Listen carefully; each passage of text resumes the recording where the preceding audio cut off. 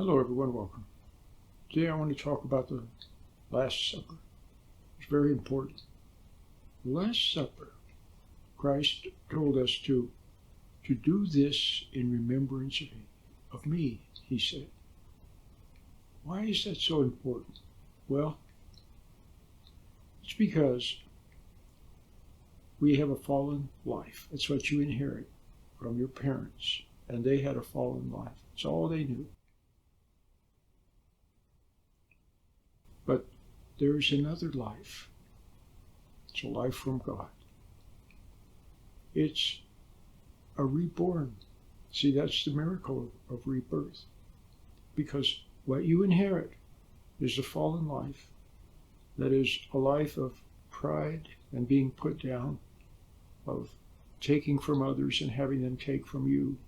It's a fallen life of wanting to do good, and the things that you do, they turn out not to really do good. It's a life of confusion, of not being sure. It's a life of doubt. No matter how hard you try to have faith, all you can do is have faith in words, in things, in people, but not pure faith in God. And the fallen life is a life of extracting substance and energy from things to survive and to power something. But what is it that it powers? It powers your animal. But it also powers pride. Something ugly, something vicious, something cruel, something false. It's in all of us.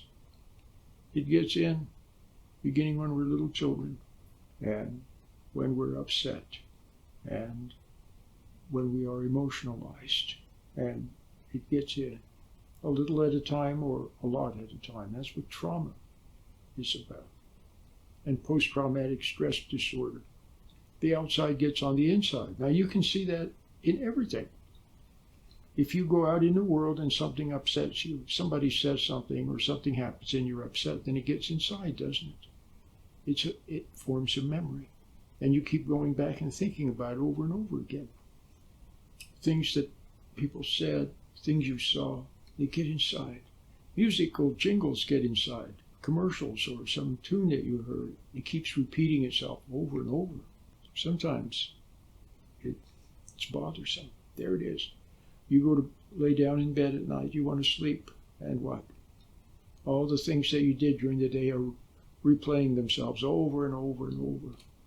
The outside gets on the inside. You can see that. But it goes much deeper than that. Just think of it as those are just little examples of a process where everything gets on the inside.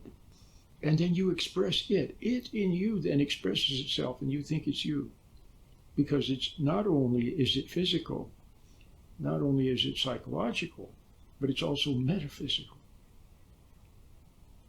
So you have this fallen life, a life of an animal life, like animals live, and then this pride thing. But fortunately, and I'm getting to the Lord's Supper, I'm getting there. I have to lay a little groundwork. But fortunately, you have a gift. God gave you a gift. He gave you awareness. So you're not only awake, but you're also aware. You can not only see, but you can perceive. Not only hear, but understand. You have this gift of awareness, this consciousness, and I want you to see it's a very great gift. Animals don't have it. Animals can see in a one-dimensional way or hear in a one-dimensional way, and then it's conditioned response. But the human being, see, the little child, you can teach the little child to memorize that 1 + 1 = 2. But the child can also see the principle. She can see that 1 + 1 = 2. Then later, when you say, well, what's 1001 + 1? And the child will say 1002. She gets it. You see what I mean? You can get jokes. You hear it. You get it. See? You can understand. So this is your gift. So you were not left bereft. You were given a gift, but now what do people do? When they become wrong. See, we're wrong. See, our whole existence is wrong. It's not our fault, but we're born fallen, and we're easily corrupted. We're gullible. We're born to fallen parents, and we resent them. That's another wrong. We almost can't help but resent them for their failing, because we know deep in our heart, we know that parents are supposed to be something more. Your father is supposed to be a prince. Your mother a princess, but they were fallen. You resented them for failing you. See, you needed your father to be stronger than the world, to overcome the world, but the world overcame him. Your mother overcame him. Work overcame him. And so he wasn't there for you. He himself was overcome. So then when they sent you to school and there were pressures and teases and group pressure and peer pressure and drug pressure and academic pressure and sports pressure, he couldn't help you. So you gave into it, went along with it.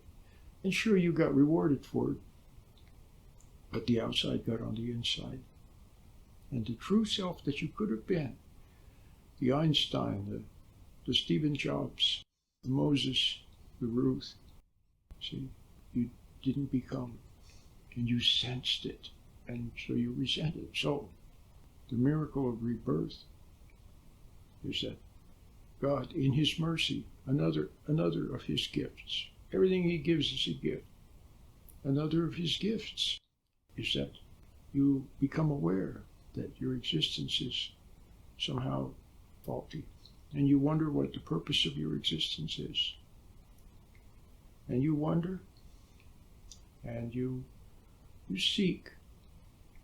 Maybe it's not obvious. You go to work, you talk to your friends, you do sports, you watch television, you look at your iPhone, you do everything like everybody else, but there's a part of you that's searching for something more. Well, then he begins to answer by adding a little bit of light. Turns up the light, and now you begin to see. You see that your parents couldn't help themselves. You see that they did the best they could, but you resented them. You see that you resented your wife, your husband. When you could have been kind, you were not kind. So on. You begin to see all that. And your response to it is what? Makes you sad. Not a, oh, poor me, ego, feeling sorry for yourself sad. Just regretting what you see about yourself. Wishing you could be better, but seeing that you can't make yourself better. You've tried.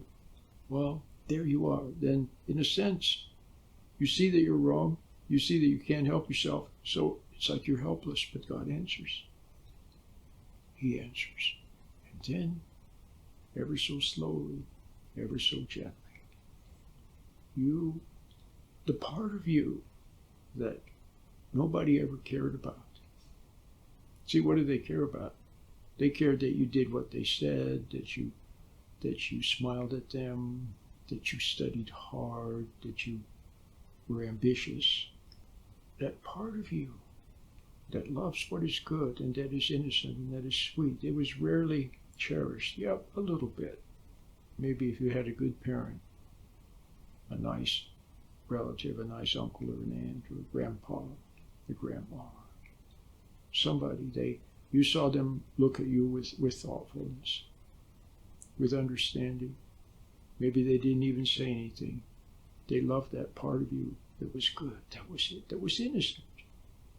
See, that wasn't of the world. Well, Christ overcame the world. Remember I said your father failed you. He didn't overcome the world. He succumbed to himself. The pressures were too much for him. Christ overcame the world. He overcame the world. And ever so slowly, ever so gently, if you start on the path back to being your true self, the self that God gives you, a little part of you that begins to grow, develop character. See, now you don't have any character. You do for people so that they'll do for you, or you do for people because you feel guilty, or you know you should do but you really don't want to, or you do so that they'll think you're nice, and it just gets so complicated. But there's a part of you that can do good without even knowing that it's doing good. It just does it naturally, just like a butterfly floats through the air, or a chipmunk climbs a tree, like a ballerina dances across the stage, like you get up and walk from one side of the room to the other side of the room. You just do, and there's something good there, and you don't even know it. That part of you, God nourishes and helps to grow. So now, when we eat, now do you understand why when we eat, not only the old way, the only way you've ever known, not only does it reinforce the animal, which is okay, but it does. You see what I mean?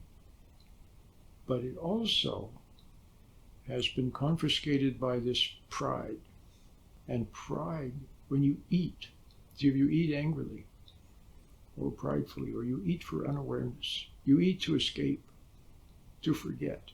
To forget what? To forget guilt, to forget responsibility, to forget you failed with your kids this morning because you were impatient with them. You eat to forget that. Then all it does is keep you in that lower state, see? Because our consciousness is supposed to rise, to become more aware, to have more understanding, see, more thoughtfulness. But when it lowers, then you have less and less, and eventually nothing at all. So do you understand now that if you can eat remembering Him, when instead of eating to forget, you eat to remember. Now, if you eat when you celebrate your holidays or you celebrate things, you eat to remember how great you are, how good you are, what your accomplishments are. Pleasure. Do you see what I mean? But if you eat to remember Him, to remember to be thoughtful. When you eat to remember to be aware, to always be watching for the rightness of things, and to have understanding, not rushing. See, when you're rushing, you don't have understanding. When you make some goal, even if it's just, I got to do this, it tends to take away understanding. But when you eat to remember, then that eating, see, it has a different effect. It strengthens and nourishes the new you, the child of God you, instead of causing unawareness and forgetfulness. And it is in unawareness and in forgetfulness and in anger and in pride that the alien you, the you that's not you, that came from the world. Remember I gave examples of how stuff gets on the inside? It gets on the inside too. So, eating and remembering Him is a very nice thing. And if you can take a bite, one bite, remembering Him, and then after that, probably you'll be gone. You know how we get lost in food? And then 10 minutes later, you say, wow, what happened? I ate all that food? Where'd it go? See? But if you can have awareness at all when you eat, it's a very powerful thing, because in that moment, something good comes in. Instead of something bad, something good comes with the food. Something good comes. And it strengthens the new you. The you that you once were a long time ago when you were a little child, before you were upset, and before things went wrong, and you got angry at people and so on. But now you'll be an adult, not a little child anymore. And now you'll be able to go out in the world and strengthen. See, See, there's not much you have to do. The little meditation that I have, do that a little bit every day. Eat with awareness. And as you go through life, just be watchful. Instead of getting caught up in things, instead of getting lost in things, you're a little bit detached and you watch, you observe, you see, you understand. And it is in that way that you grow as a child of God. It's a beautiful thing, and you're not in charge of it. God is. There's nothing you have to do. You don't have to go study. You don't have to go do pull-ups or push-ups. There's nothing you do. Just be. And God will take care of the rest. In fact, He will give you the power to eat with awareness, to hang on to some awareness. See, in the past, you couldn't hang on to it. You were gone.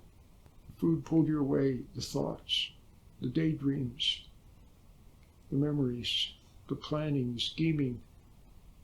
It pulled you away.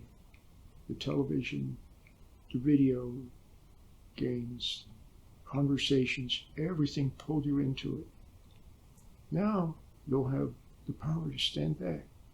And one of the things that's really, really hard to stand back from is food. Because it's the life support for the fallen self.